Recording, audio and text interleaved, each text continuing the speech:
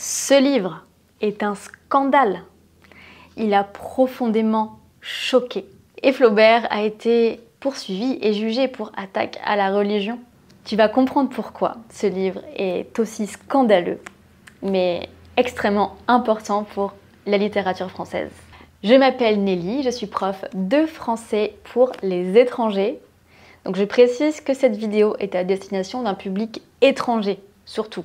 Oui, il y a une différence puisque mon vocabulaire est adapté pour que tout le monde puisse comprendre. Alors aujourd'hui, il va falloir s'accrocher un petit peu parce qu'on va lire un extrait de ce roman très connu, iconique, Madame Bovary de Gustave Flaubert. Vous voyez que je l'ai lu, hein. Je ne fais pas semblant. Je l'ai même étudié à l'école. Il y aurait tellement de choses à dire sur ce livre. Pour vous donner une idée, je l'ai étudié pendant 6 mois à l'école. Je connaissais des passages par cœur. Et il y a même des gens qui font des doctorats sur la symbolique de la chaussure dans Madame Bovary. C'est le genre d'œuvre où plus tu rentres dedans dans l'histoire et plus tu découvres de nouvelles choses à analyser ou des choses que tu n'avais pas perçues. C'est infini, c'est presque infini. Du coup, j'ai pris un café pour m'aider avec ma magnifique tasse de Montréal. Je rêve de retourner à Montréal. J'y étais il y a 10 ans et j'avais tellement aimé. Là, j'ai fait un café au caramel. Bref, je ne vais pas me disperser, sinon on ne va jamais y arriver. Madame Bovary en quelques mots. Donc c'est un roman écrit par Gustave Flaubert en 1857. C'est l'histoire d'Emma Bovary, une jeune femme qui se marie avec Charles, qui est un médecin de province, simple et sans beaucoup d'ambition. Ça c'est important, sans beaucoup d'ambition. Emma se marie et très vite, elle s'ennuie dans sa vie. En fait, elle, c'est une romantique, elle rêve de passion, elle rêve de luxe, de grands sentiments, comme dans les romans qu'elle lit. Merde, j'ai perdu la page. Et pour fuir l'ennui d'une vie conjugale et d'une vie triste, les amants. Et oui, pas bête Emma. Ben si, c'est un peu bête parce qu'en fait, ses amants vont la décevoir, elle va cumuler des dettes et sa vie va s'effondrer à cause de cette illusion d'une vie romanesque, romantique, à cause des livres qu'elle a lus et des fantasmes qu'elle s'est imaginés sur cette vie. Je ne veux pas vous divulgacher, je préfère dire spoiler. Je ne veux pas vous spoiler la fin, mais elle est plutôt tragique. À travers ce personnage d'Emma, Flaubert dénonce les illusions romantiques, la médiocrité bourgeoise et la condition des femmes dans cette société, dans ce 19e siècle. Il y a une notion que je veux que tu retiennes aujourd'hui, c'est celle du bovarisme. D'ailleurs, ça va être notre mot du jour, le bovarisme. C'est un concept créé à partir du personnage d'Emma Bovary. Et c'est cette tendance qu'on peut avoir, nous aussi, à s'ennuyer dans notre vie réelle et à imaginer vouloir en vivre une autre vie, plus belle, plus romanesque, plus passionnée, comme dans les rêves ou les livres.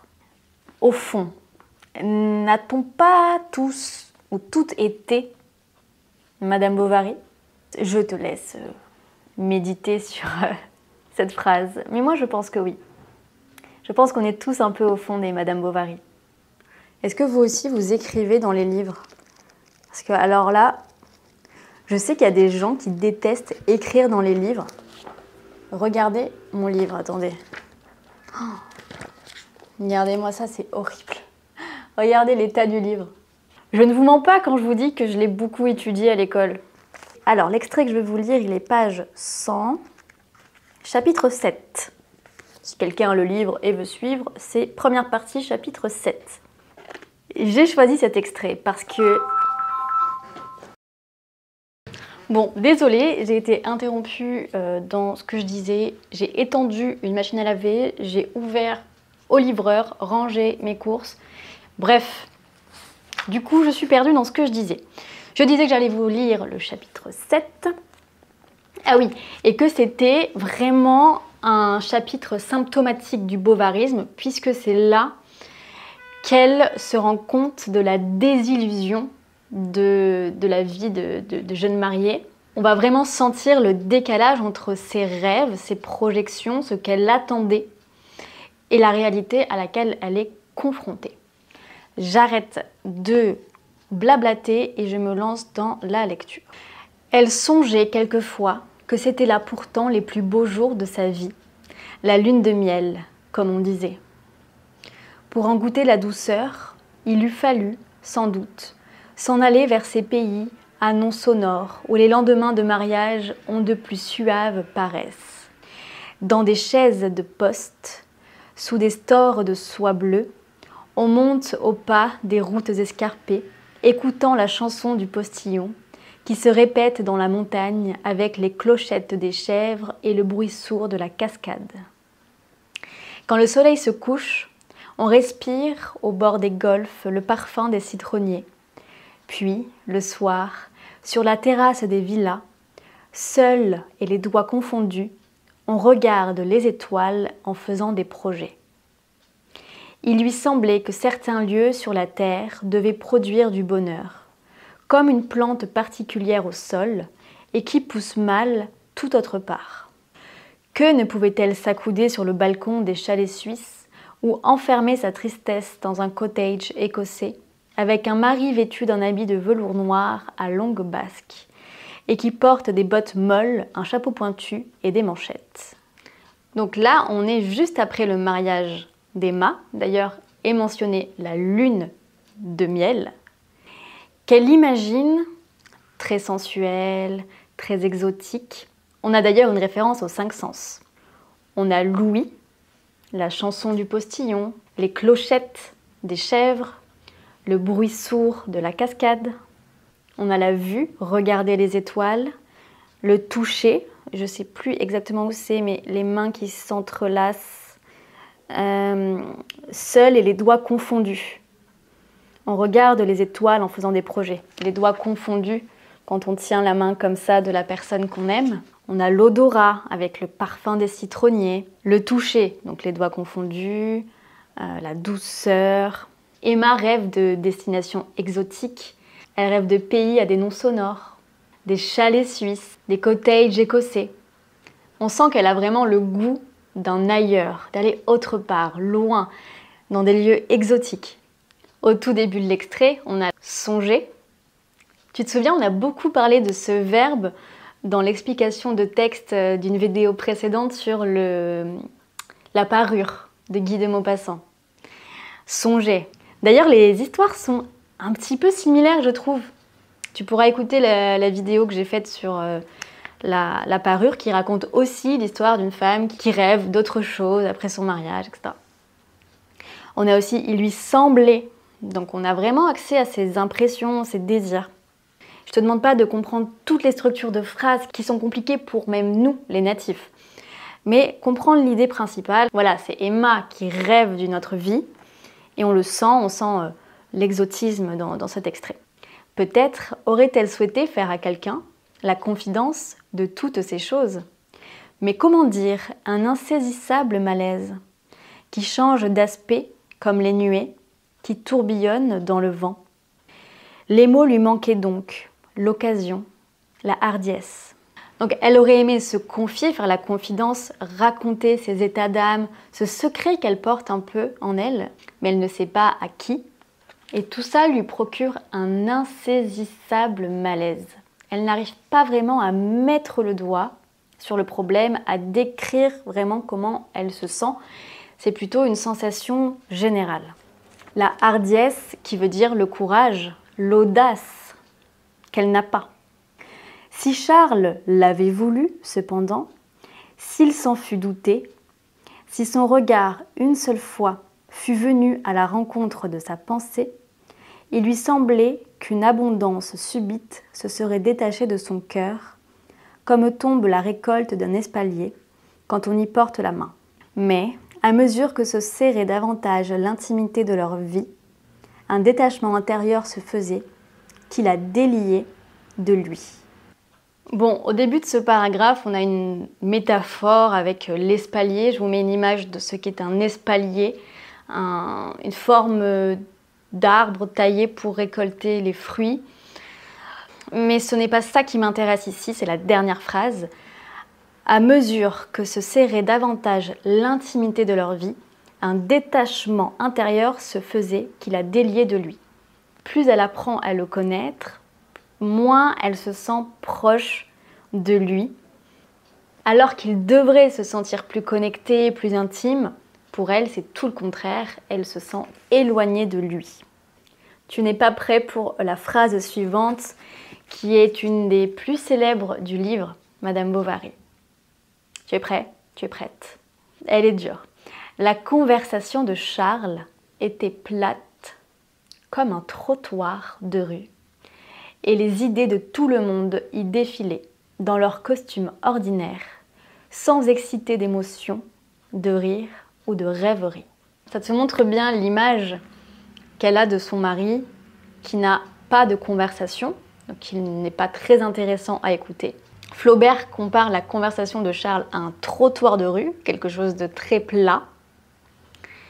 Les idées de tout le monde y défilaient, ça veut dire qu'il n'a pas ses propres opinions, c'est juste, il répète les idées des autres, dans leur costume ordinaire, sans exciter d'émotion, de rire ou de rêverie.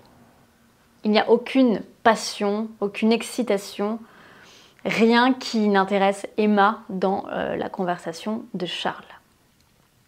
Il n'avait jamais été curieux, disait-il, pendant qu'il habitait Rouen, d'aller voir au théâtre les acteurs de Paris. Il ne savait ni nager, ni faire des armes, ni tirer le pistolet, et il ne put, un jour, lui expliquer un terme d'équitation qu'elle avait rencontré dans un roman. Le paragraphe est bien à charge contre Charles, le pauvre. En fait, ici, on peut voir toutes les attentes déçues d'Emma. Il ne savait ni nager, ça veut dire qu'elle attend d'un homme qu'il sache nager, ni faire des armes, ni tirer le pistolet, alors qu'elle, c'est comme ça qu'elle s'imagine un mari.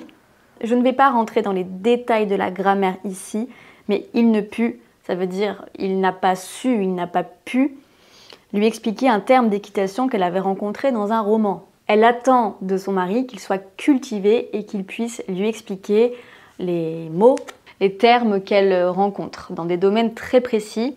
Ici, c'est l'équitation. Un homme, au contraire, ne devait-il pas tout connaître, exceller en des activités multiples, vous initier aux énergies de la passion, au raffinement de la vie, à tous les mystères? Voilà les attentes qu'elle a d'un homme.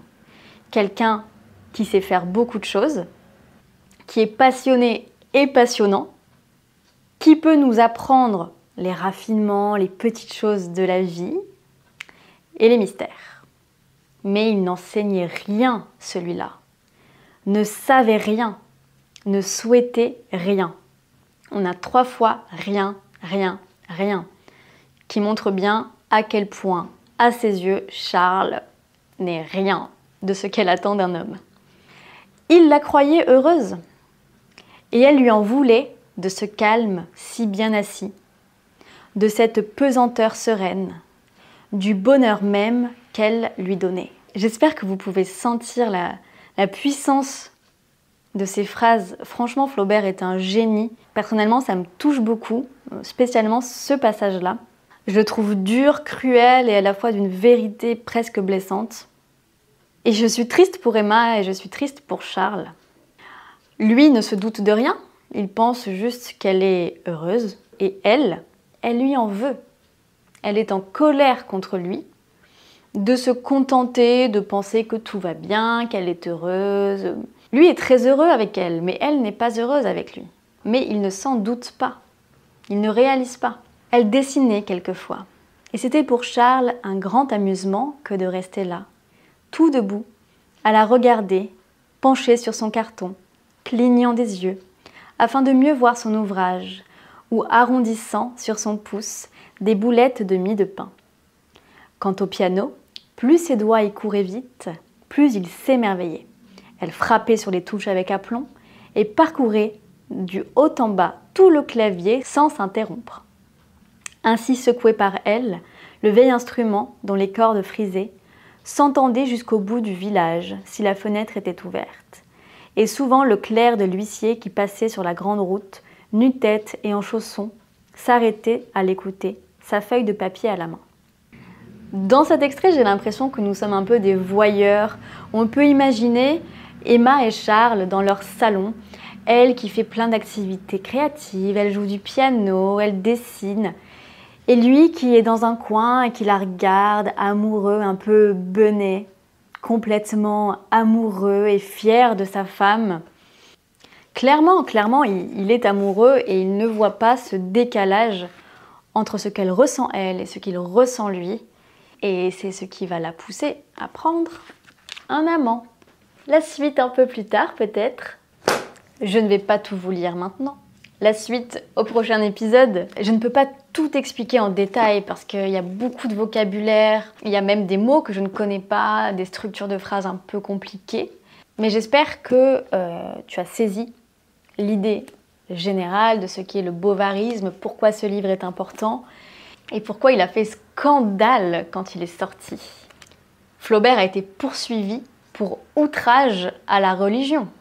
Si tu as aimé cette lecture, je t'invite à me le dire en commentaire et à écrire le mot du jour qui se cache quelque part à l'écran dans cette vidéo. Et dis-moi également si tu aimerais que je continue la lecture de Madame Bovary. Si tu aimes mon travail et que tu souhaites me soutenir, il y a beaucoup de moyens de le faire. Le premier moyen, c'est de t'abonner à la chaîne en cliquant juste ici. Tu peux aussi devenir membre de la chaîne pour avoir accès à des vidéos exclusives ou bien faire un don sur Buy Me a Coffee. Je te remercie d'avoir regardé cette vidéo jusqu'au bout. Vive la culture française, vive la littérature.